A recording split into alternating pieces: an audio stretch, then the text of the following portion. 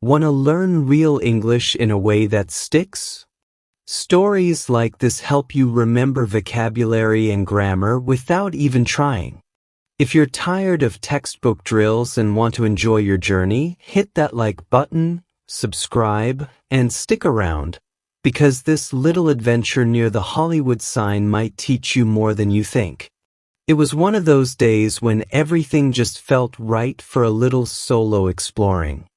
I was in Los Angeles for a few days, and the Hollywood sign had always been on my list. Not just to see it from a distance, but to get as close as possible. I didn't want the typical tourist photo. I wanted a better angle, something unique, maybe even from behind the letters if I could manage it.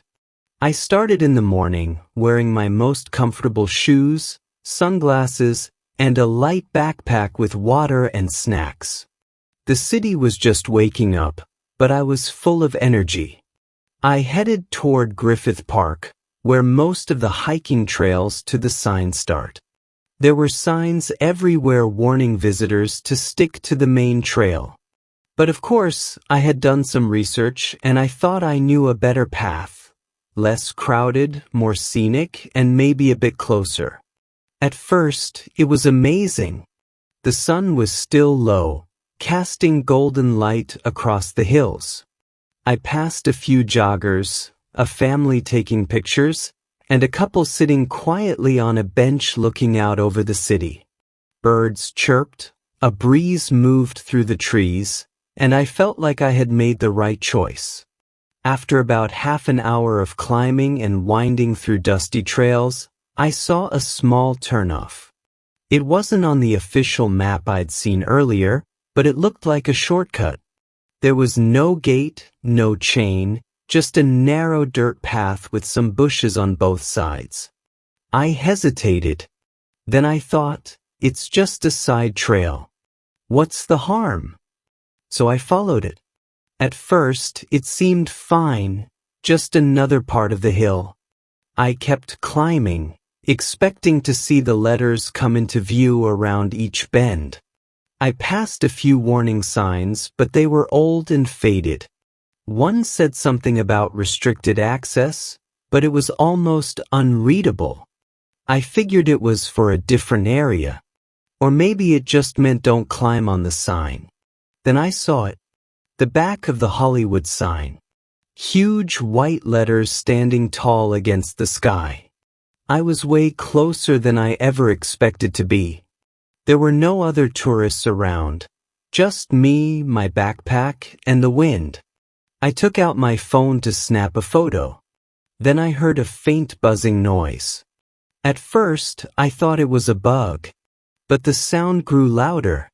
I looked up and saw a drone flying toward me. Not one of those small ones you buy online, but a big one with a camera on it. Then I heard a voice. I didn't know where it came from at first. Then I realized it was coming from a speaker attached to the drone.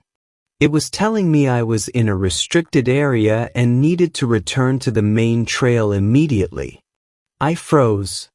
Suddenly, I felt very visible. I looked around and noticed cameras on tall poles nearby. I hadn't seen them when I first arrived. But now they were obvious. I had accidentally wandered into a protected area right behind one of the most iconic landmarks in the world. I tried to stay calm. I waved at the drone as if to say, "Okay, I get it," then turned around and started walking back the way I came. The drone hovered above me for a while, just to make sure. I kept walking, resisting the urge to run. My heart was racing, and every step felt like it took forever. Eventually, the drone flew away. I made it back to the main trail, where a group of tourists passed me without a clue about what had just happened. Back near the base of the trail, a park ranger was standing at the edge of the path. He didn't say anything, just nodded at me.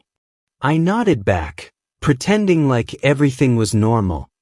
I didn't want to explain that I had just been politely chased off the mountain by a robotic flying camera.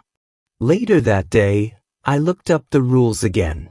Turns out, the area directly behind the Hollywood sign is off-limits. Not just because of safety, but also because of security. The sign is monitored by motion sensors, drones, cameras, and rangers. And the faded signs? Yeah, they were very real. Looking back, I definitely learned a lesson. Not just about sticking to the path, but about how easy it is to misunderstand a situation. What looked like an innocent shortcut ended up being a restricted zone with full-on surveillance. But here's the thing. I got to practice so many real-life English skills that day. Reading unclear signs, navigating trails, interpreting spoken announcements, staying calm under pressure, all while walking through one of the most famous spots in the world. So in the end, I didn't just get a cool story out of it.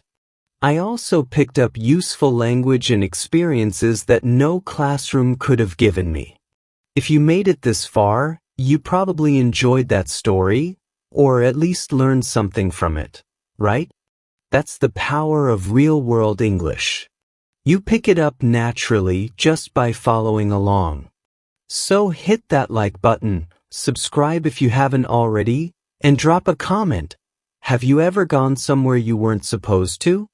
I want to hear your best accidental adventure stories. And don't forget, we've got new videos right here, every single day.